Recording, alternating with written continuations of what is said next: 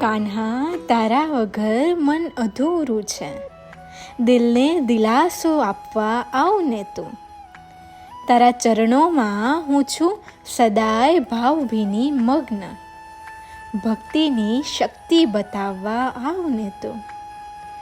પ્રેમ તુજ win ક્યાં છે આ જગમાં, એની પરિભાષા સમજાવવા આવ ને તું.